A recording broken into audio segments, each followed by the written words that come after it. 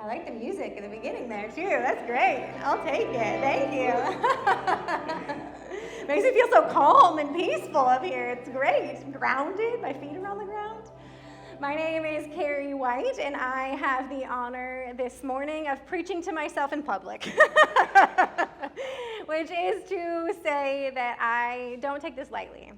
I don't take it lightly that I get to stand here and open God's Word with you and wrestle with it a little bit and try and figure out what it is that God would have us learn this morning and kind of get into our bones and into our being and take into the world that would transform us and change us and draw us into a deeper relationship with Him. Amen? Yeah. All right, so we are in a series right now on spiritual disciplines. Everyone's favorite word. Who's excited? We're on, week 3, but we've done prayer, we've done fasting, and this morning is solitude, which Leonard said, introverts morning, right? Who likes to be alone? Show of hands. All right, we're about half and half. That's what I thought it was going to be. That was exactly what I thought it was going to be. I'm kind of in the middle. I'm an ambivert. I'm sometimes more introverted, sometimes more extroverted, depending on the day and the moment. But I find that solitude, even if you like to be by yourself, sometimes solitude can be a difficult thing because sometimes when we're alone, even when we're by ourselves, we distract ourselves. Even though there are things that are in us and stirring in us that we are being called to pay attention to, that we would maybe rather not pay attention to.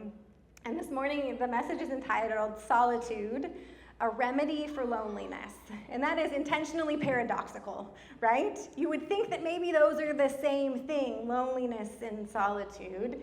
But like so many of the things of God, this is a paradox. When we are drawn into something that feels uncomfortable, like loneliness, we find and are found by God if we are willing to be courageous enough to stay there long enough. And I want to learn this morning from Hagar. Y'all know the story of Hagar? In Genesis 16, it's the story of Abram, Sarai, and Hagar. And we know where this story is going, so it's easy to gloss over the minor character here. We know Abram and we know Sarai and we know what God has promised to them, but the very fact that this woman is named means that we should pay attention to her. Yahweh promised Abram descendants that number the stars in Genesis 15. But he and his wife Sarai have yet to have any children. So knowing God's promise, they start wondering if maybe God needs some help. Anyone been there? Yeah? Me too? They start wondering if maybe God needs some help and if they need to act on God's behalf. So they come up with a plan to use one of Sarai's slaves to speed up the fulfillment of God's promise without Hagar's consent, which introduces a very uncomfortable element to this story. She becomes pregnant with Abram's child. Rightfully upset at being used in this way, she resents Sarai, who then, in response, treats her with contempt and is harsh with her. I'm going to read picking up in Genesis 16, verse 7. The angel of the Lord found her. This is Hagar. She has fled. She's fled the fear and the resentment and the contempt. She's fled it. And the angel of the Lord found her by a spring of water in the wilderness, the spring on the way to Shur.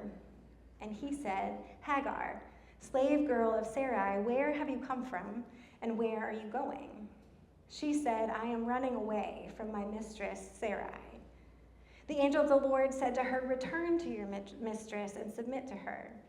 The angel of the Lord also said to her, I will so greatly multiply your offspring that they cannot be counted for multitude. And the angel of the Lord said to her, now you have conceived and shall bear a son. You shall name him Ishmael, for the Lord has given heed to your affliction. The Lord has given heed to your affliction. He shall be a wild ass of a man, with his hand against everyone and everyone's hand against him. And he shall live at odds with all his kin. So she, Hagar, named the Lord who spoke to her, you are El Rai, the God who sees me. For she said, have I really seen God and remained alive after seeing him? Therefore the well was called Be'er Lahai Rai. It lies between Kadesh and Bered. I want you to notice that Hagar flees to a desolate place. This can describe a place like a desert or a wilderness.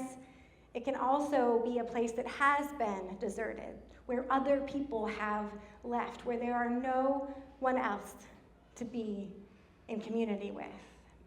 It can also describe someone who has been deserted by others and deprived of the aid and protection of friends or kindred.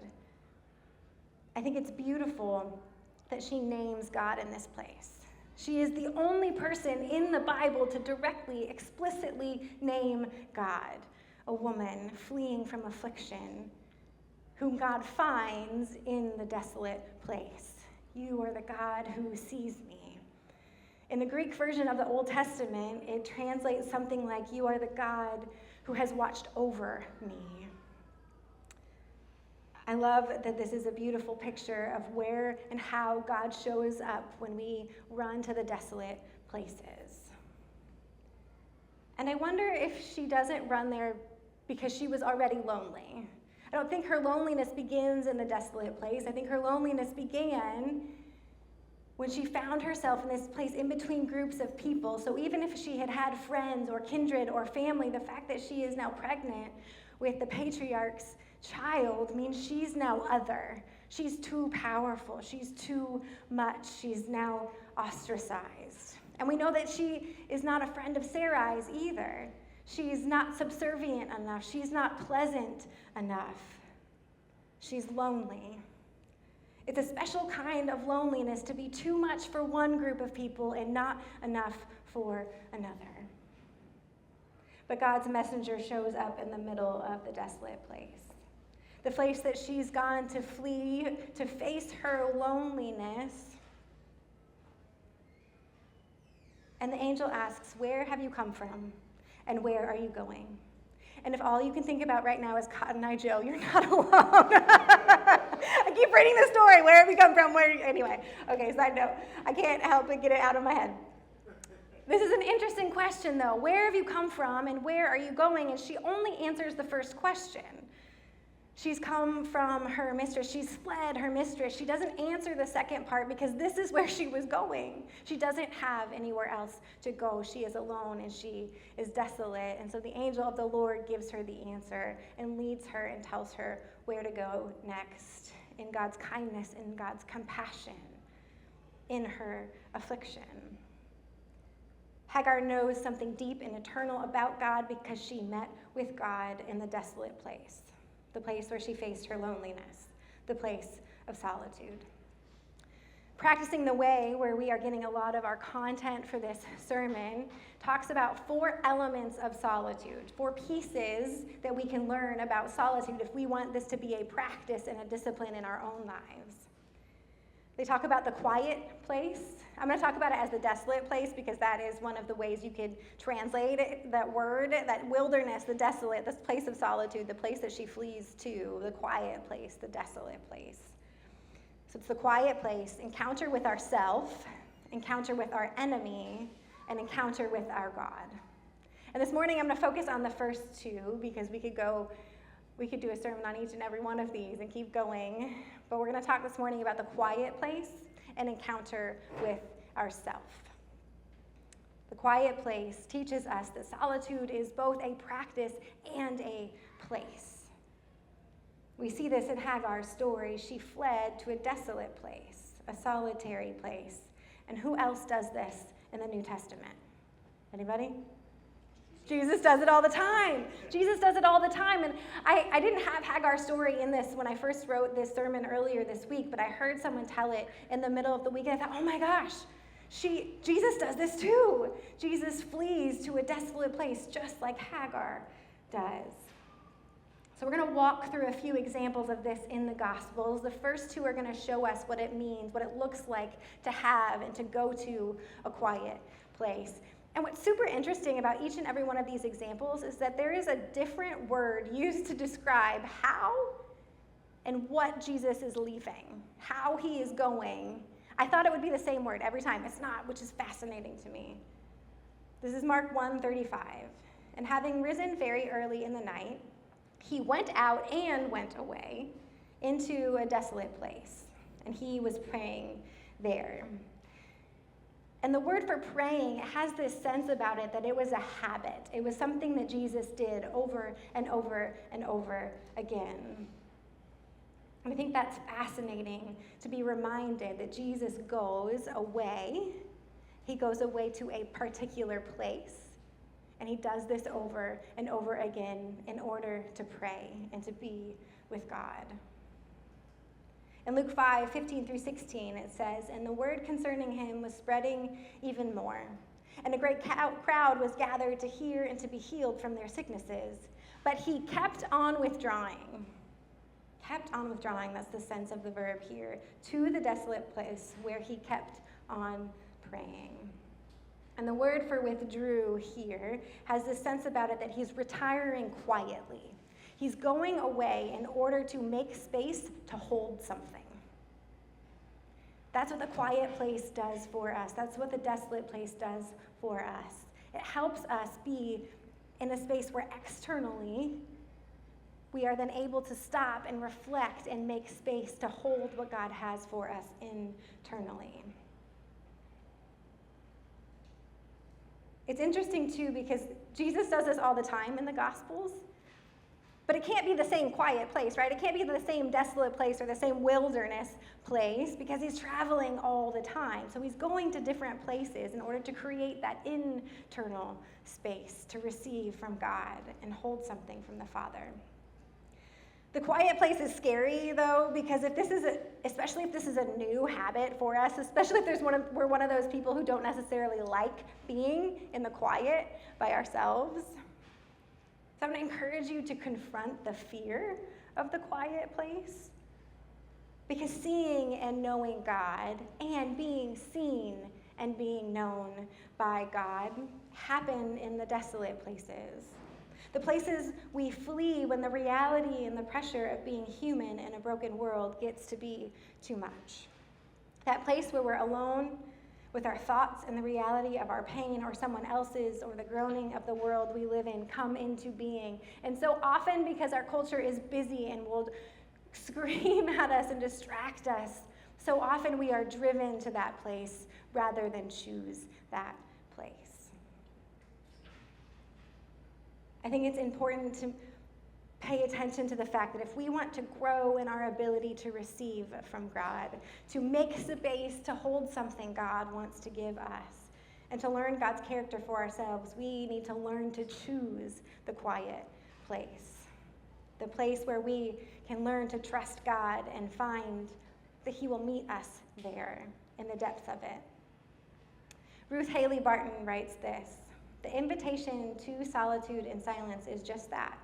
It is an invitation to enter more deeply into the intimacy of relationship with the one who waits just outside the noise and busyness of our lives. It is an invitation to the adventure of spiritual transformation in the deepest places of our being, an adventure that will result in greater freedom and authenticity and surrender to God than we have yet experienced." The question is, what do we do when we go to the quiet place? What do we do when we find ourselves driven to the desolate places, even when we don't choose it? And this is where practicing the way calls us to have an encounter with ourself. And these words are fascinating to me, the way that they describe this kind of encounter in solitude. Because sometimes we go into solitude worn down by the stress and strain of life in the modern world. And we expect this to be a time of refreshment and peace and calm, and we expect to become restored and come out the other side feeling so much better. And sometimes that happens. Sometimes Psalm 23 comes to life in our being, and we feel like we've rested beside quiet waters. But that is not always our experience. And here's where some of us give up. Because often, just as often, solitude can feel less like a day spa and more like a harrowing emotional surgery Those are the words practicing the way he uses, a harrowing emotional surgery. Because we can get away from people, they write, but we can't get away from ourselves. Often what we carry into solitude is our pain. And this is why we don't do it. This is why quiet scares us, because we are chronic pain avoiders. It gives me strength to know that Jesus gets this, though, that Jesus understands this sort of deep pain and the ways in which we'll have to face it when we get quiet. Several places in the Gospels, we see Jesus get away or even flee to the desolate place so he could face his own pain in the presence of his Father, because there's no other way. There's no other way for him to get through it. We find one example in the passage that we read earlier, that Lydia read this morning. This is an intense passage. She read it and I thought, whew, that's a way to start. Now John was sent away to be beheaded in the prison, and his head was brought upon a platter, and it was given to the girl, and she brought it to her mother. And after, his disciples came and took up the body and buried him. After burying him, they went to bring the news to Jesus. After hearing the news, Jesus fled from there in a boat to a desolate place by himself. There's a word there, it means went away, but if you follow that word through the Greek Old Testament, you see that it's used to describe Moses fleeing Pharaoh, Joshua leading Israel to flee from an attack, and David fleeing Saul. It's used in the beginning of Matthew to describe Joseph, Mary, and Jesus fleeing the rage of Herod. This is a word that means I have to get out of here. In learning the devastating news of the loss of his friend in such a terrible and horrible way, Jesus flees to the desolate place to process and pray. Rather than running from his loneliness and pain, he flees to face it. And he flees to face it in the hands and the compassionate grace and covering of his Father. What if instead of turning to true crime shows or scrolling or jam-packing our schedules or alcohol or food or whatever else it is that we use to numb our pain, what if we fled to the quiet place to be with God? What if our solace came in the form of being alone with our Father? We see another example of withdrawing to consider one's own inner world in Mark 6:31 through 32. And I want you to picture Jesus saying these words to you, because he's saying these to his disciples, of which we belong. And he said to them, y'all, it's a second person plural, all y'all, it's very Southern, all of you, he emphasizes it, y'all, all of you. I'm translating it a little differently there. Come away on your own into, once again, a desolate place and rest a little. For they were doing much coming and going, the coming and going again, they were doing much coming and going and had not eaten and repeatedly had no leisure. And they went in a boat into a desolate place by themselves.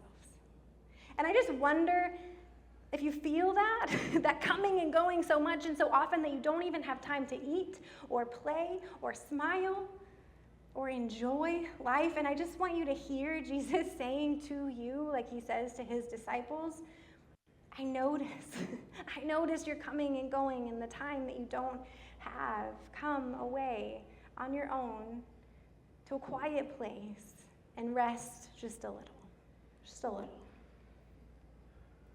This kind of solitude is not productive. Last fall, I was playing volleyball in the backyard with my family. Brielle and I were on one side, Corbin and Caleb were on the other side.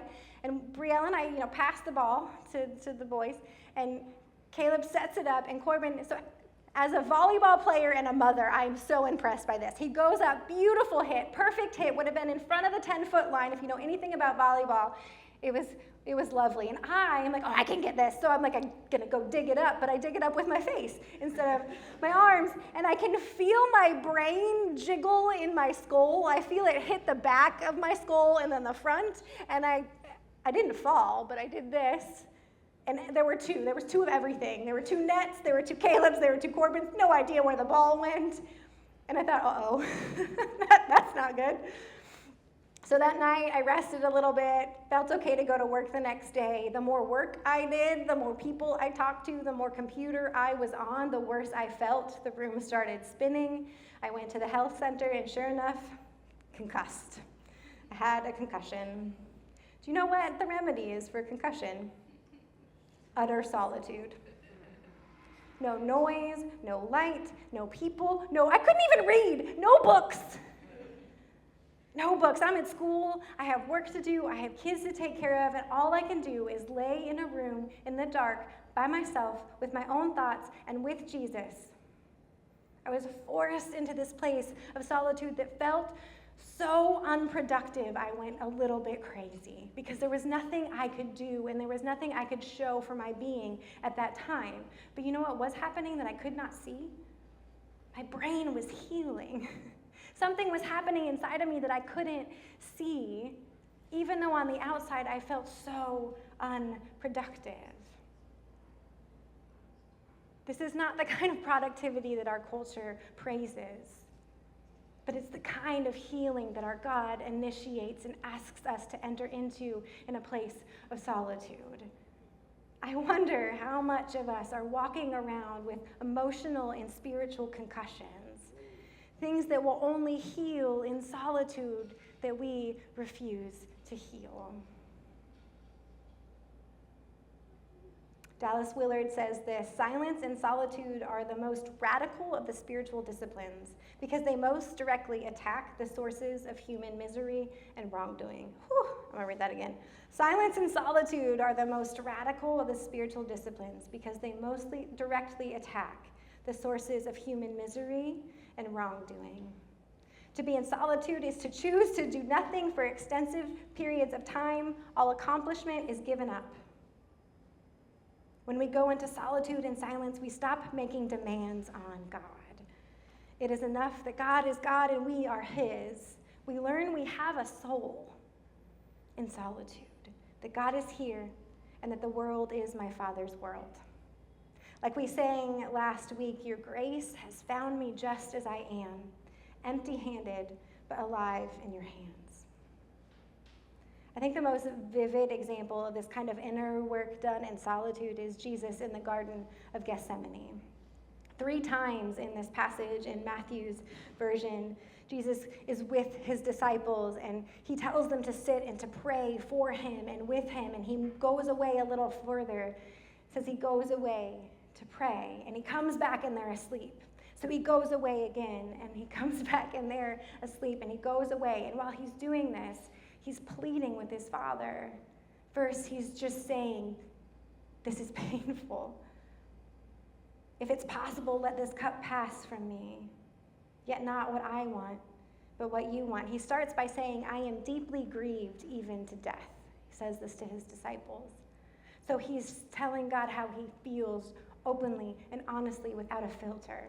And he's asking for what he feels he needs. If it's possible, let this cup pass from me. And then he surrenders. But not my will, but yours. Here we see Jesus is in obvious pain and loneliness, and we see him name his own fears and pain and grief. He gives us a blueprint to follow in the quiet places, especially when we have to face pain in those places. And I think the hardest part of this example is that God doesn't respond right away. Here or on the cross, where Jesus says, my God, why have you forsaken me? There's a bit of silence on the other side, and that can be one of the most frustrating parts of being in the quiet place. What happens when God doesn't speak right away? But what's powerful about this is that on the other side of my God, why have you forsaken me, is resurrection, the miracle of God's power bringing life from death. There's a painful element of facing our loneliness and then waiting on God that happens in the desolate place. But faith will remind us that resurrection will always be the end result. So with these reflections on solitude this morning, I want to leave you with the thought, solitude is a remedy for loneliness. If we're willing to face our deep loneliness, God will find us there. Being alone, paradoxically, brings us to the place where God can remind us that we are, in fact, never alone. Henry Nouwen writes it well. Instead of running away from our loneliness and trying to forget or deny it, we have to protect it and turn it into a fruitful solitude. To live a spiritual life, we must first find the courage to enter into the desert of our loneliness and change it by gentle and persistent efforts into a garden of solitude. So the question is, where do we start? Because that all sounds like a lot. And I am with you on that. And so this morning, I just want to give you two small, simple ways that you could start practicing solitude in bits of time, in quiet places, in your car, in the shower. You have a few minutes by yourself in your office. 2 simple ways that you could practice solitude. The first is breath prayer. Has anyone heard of breath prayer before? Yeah, so breath prayer is paying attention to the very breath that God has given you and just stopping long enough to breathe in really deeply. And on your inhale, you say part of a phrase. I like to pick a psalm or a Bible verse, and you think that, you offer that to God on your inhale, and then on your exhale, you say the second half of the verse or phrase. And you just do that several times, paying attention to God's breath in your body, to God's presence with you, and to the words of promise he has given you.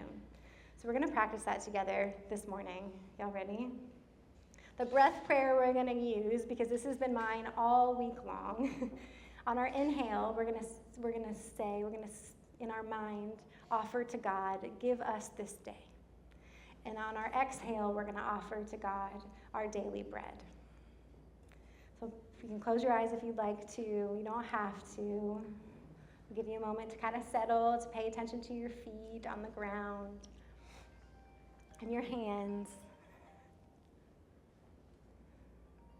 Now I'd like you to take one big inhale and offer to God, give us this day. And on your exhale, our daily bread. We're going to do that 2 more times. Give us this day our daily bread. 1 more time. Give us this day our daily bread. We're going to add one little piece to that. I like to do that on a walk. So if you have a little time in the morning, 10 minutes even, just to wake up early, and I'll just walk. We have a stop sign at the end of our street, and I'll walk to it, and I'll breath prayer all the way to the stop sign and back, and just pay attention to God's presence in and around me in creation as well. And the other thing that you can practice, and this is from Practicing the Way, both of these practices, you can find them in their free resources online as well as in the book. But this one is a little bit deeper. It's paying attention to what you are feeling in a moment. And so adding on to the breath prayer, you're breathing in and you're saying that first half, give us this day, and breathing out our daily bread. And then you're going to take a moment to just notice a feeling. And if you need help with this, if you Google feelings wheel online, it'll pop up. There's these core feelings and then words you couldn't even imagine to describe feelings. It can be very helpful. So if you're doing this on your own at home, I encourage you to look up the feelings wheel. But just take a couple rounds to do a breath prayer, and then notice your body and notice 1 or 2 things you are feeling.